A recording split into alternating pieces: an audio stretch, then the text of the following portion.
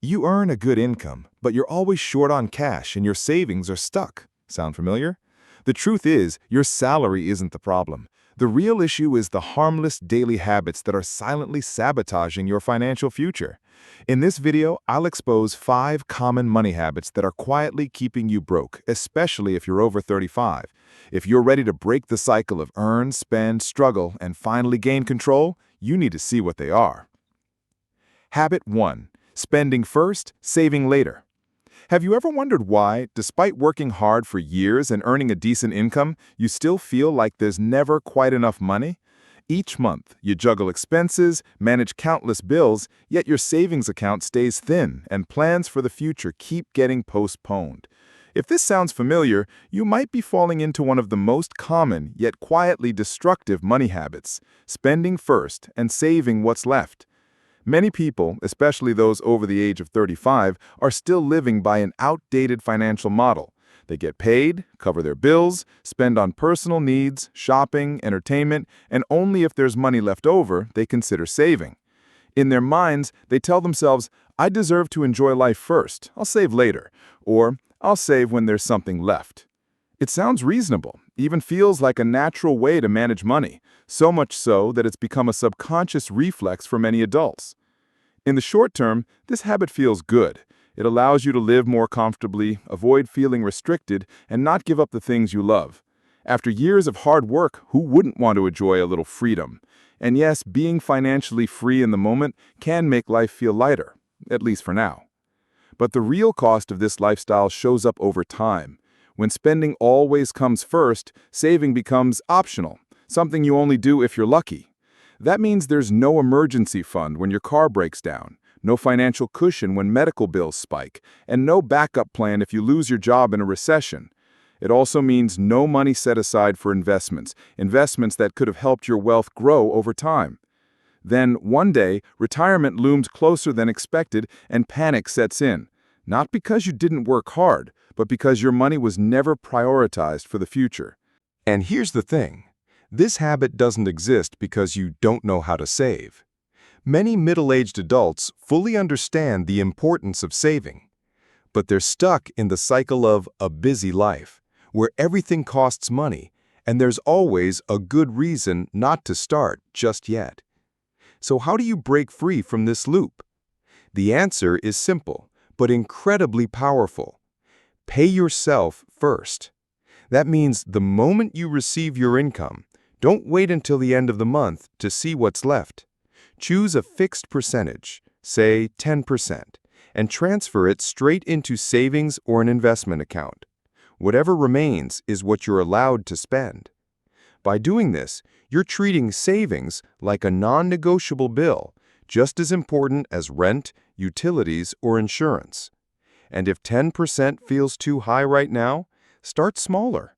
Try 5%. Even 3%. The amount doesn't matter nearly as much as the habit. What's most important is building consistency and placing your future first in your list of financial priorities.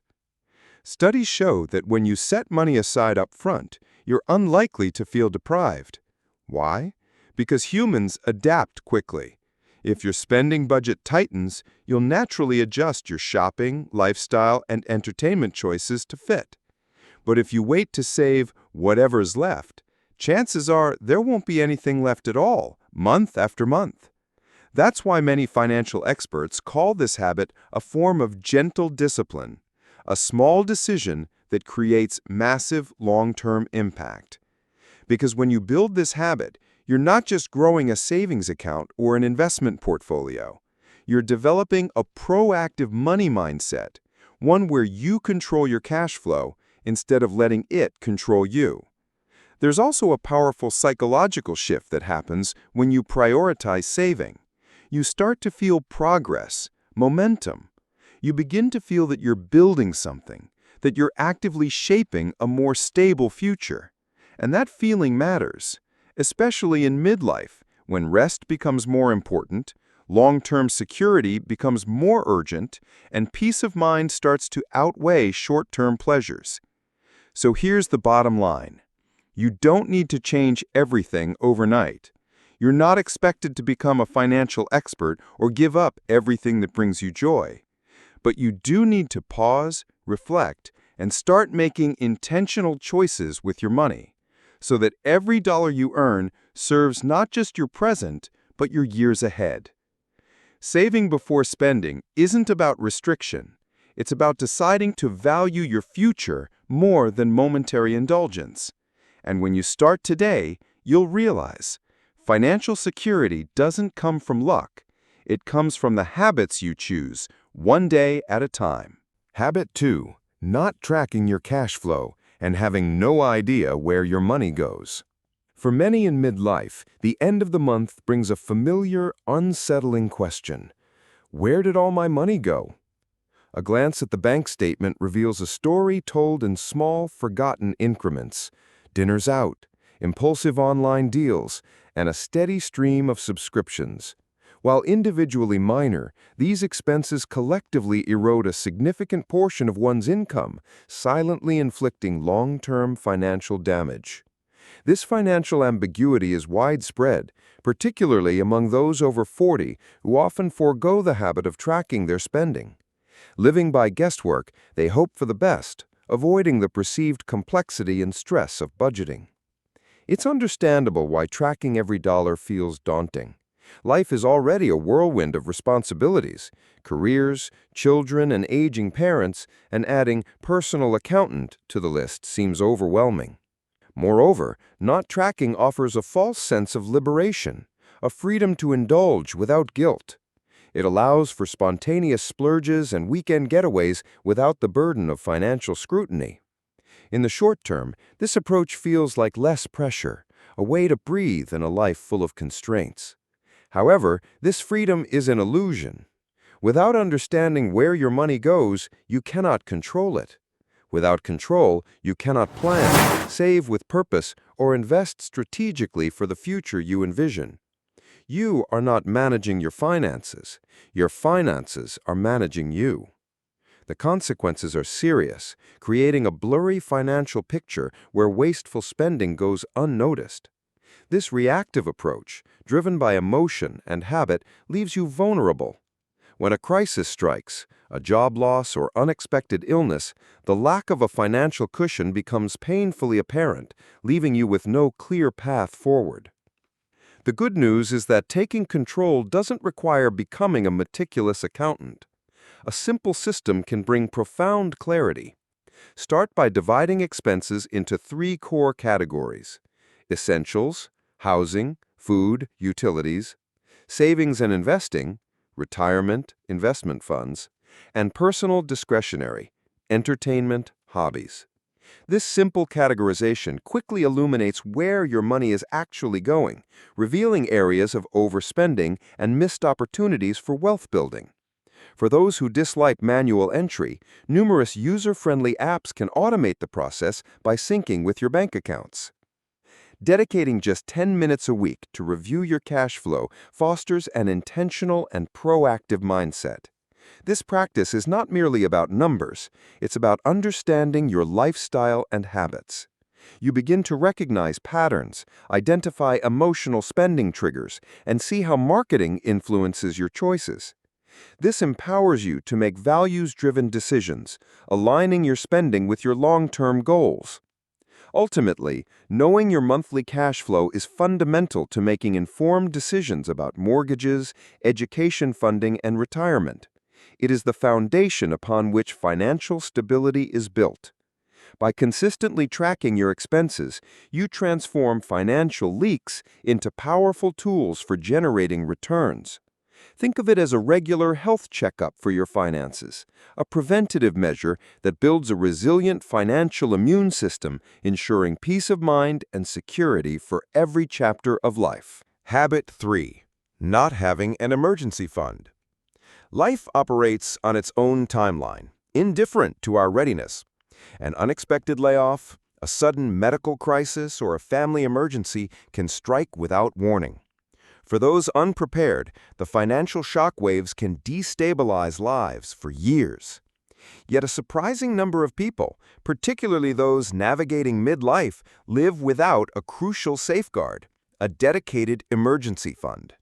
They often operate from a single all-purpose bank account where money for bills, groceries, and future goals coexists. This creates an illusion of flexibility and control, but in reality, it's a high-risk strategy that leaves them perilously exposed. When all your money is pooled together, it feels accessible and fluid. However, this perceived advantage becomes a critical vulnerability when a true crisis hits. Without a separate, untouchable reserve of cash, individuals are forced into desperate, costly decisions.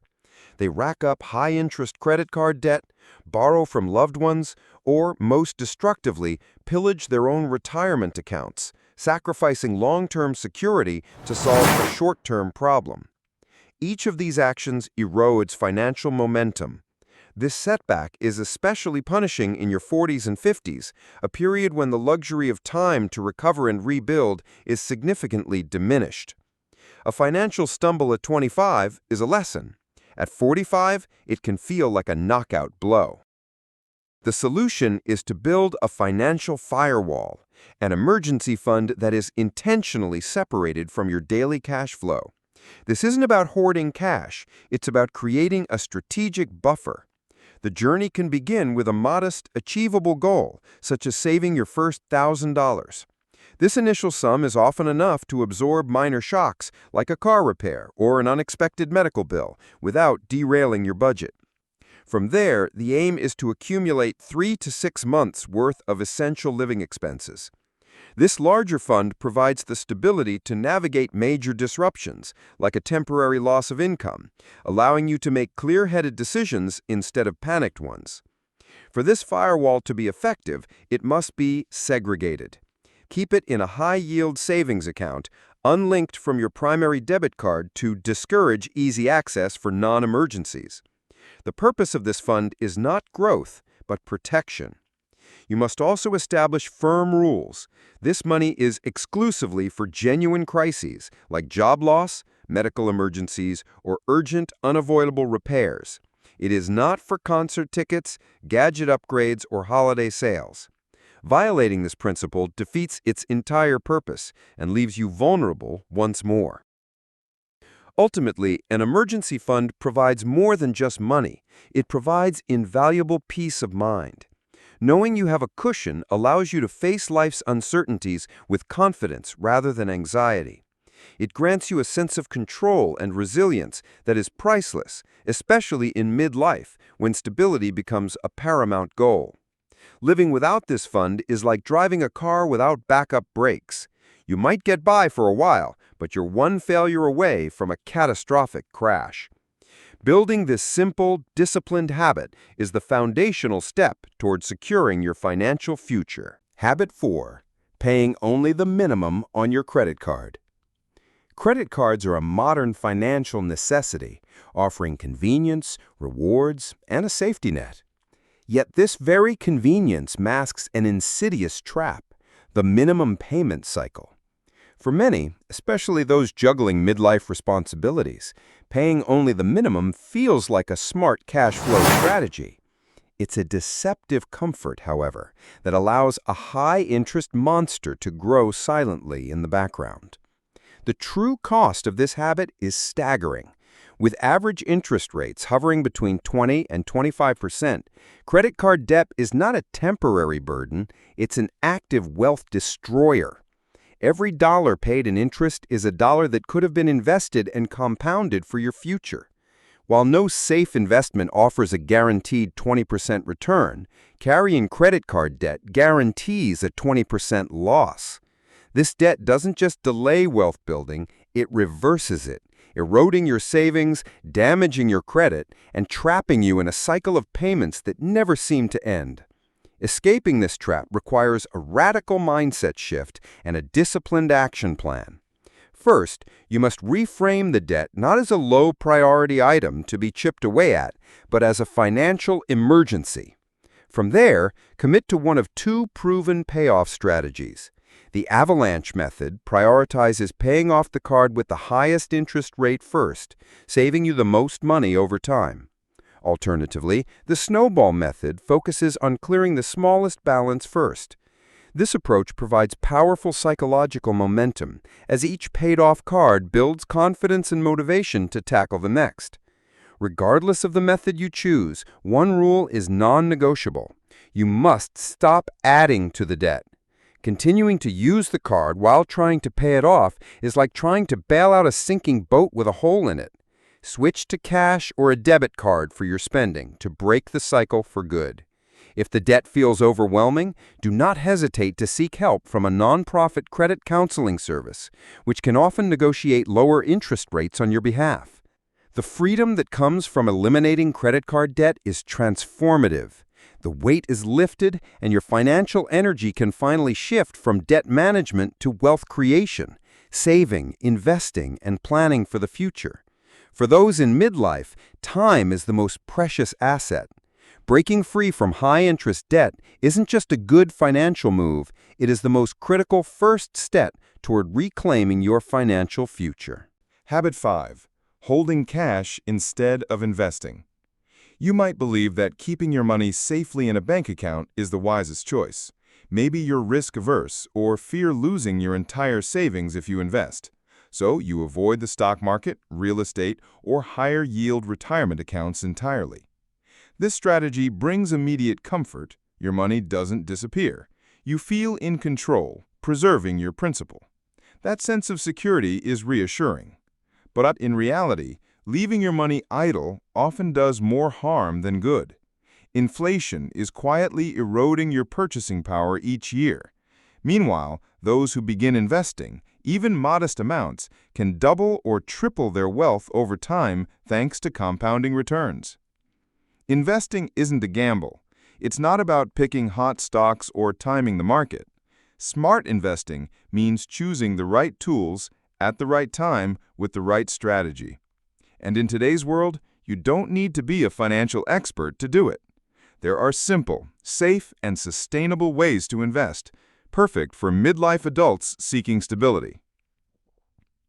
If you're cautious, you can start with index funds, where your money is spread across hundreds of large, well-established companies, which helps reduce volatility. Funds like the S&P 500 typically appreciate steadily over time with minimal fees. You can also use retirement accounts such as 401ks and IRAs. These not only help you invest, but also give you tax advantages.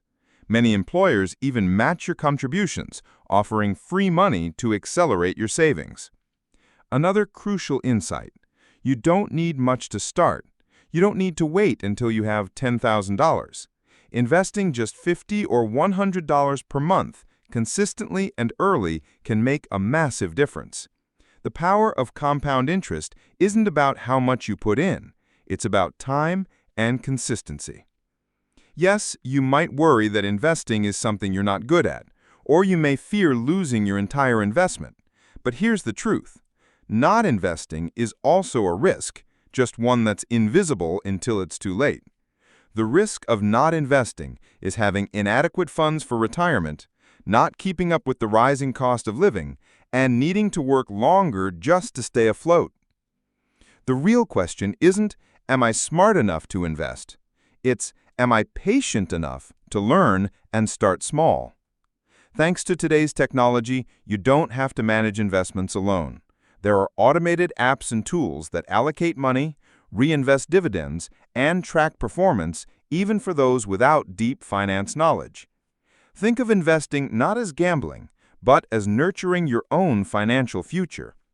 Keeping cash idle is like storing a seed in a drawer instead of planting it. The seed might still be there after years, but it'll never grow into a tree or bear fruit. If you begin investing today, even modestly, you're sowing the seeds of your future, a future free from inflation anxiety, diminished purchasing power, or the fear of a bare-bones retirement. And remember, starting small is better than not starting at all. Starting today is always better than tomorrow. You can't change your past, but you can inspire the future for yourself and others. Your story of overcoming a bad financial habit could be the motivation someone else needs. Share it in the comments below, or tell us which habit you're ready to change now. Let's support each other. If this content was helpful on your journey, please like, subscribe, and hit the bell so we can continue building financial freedom together. See you in the next video.